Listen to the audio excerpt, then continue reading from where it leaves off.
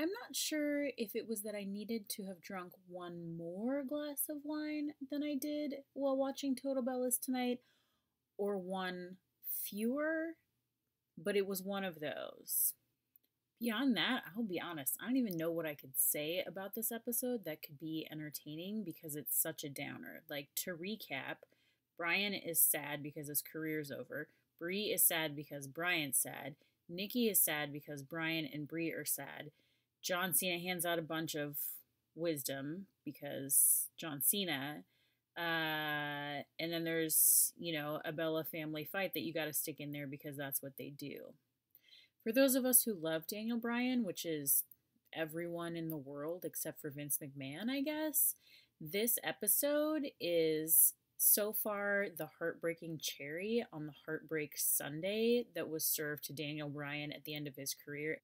And then on top of everything else, we learn in this episode that he suffers from depression and anxiety. And so let's not dwell on that. Let's talk about some of the great things that happened on Total Bellas this week. Like, for example, the Bella's brother JJ deciding that the best way to deal with his professional frustrations with his mother, with whom he works, is to become a pro wrestler. Because that obviously makes sense. Millennials.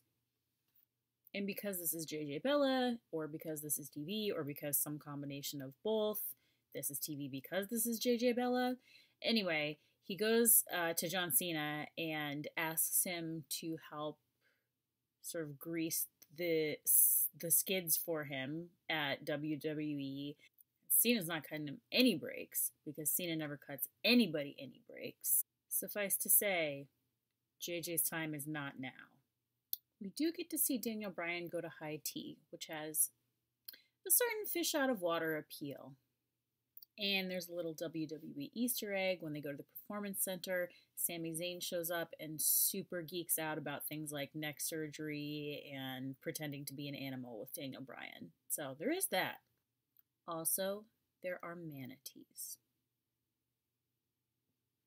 Bottom line, if you love Daniel Bryan, this episode is sadness on tragedy on sadness on tragedy on heartbreak on depression on sadness. And if you don't love Daniel Bryan, may God have mercy on your soul.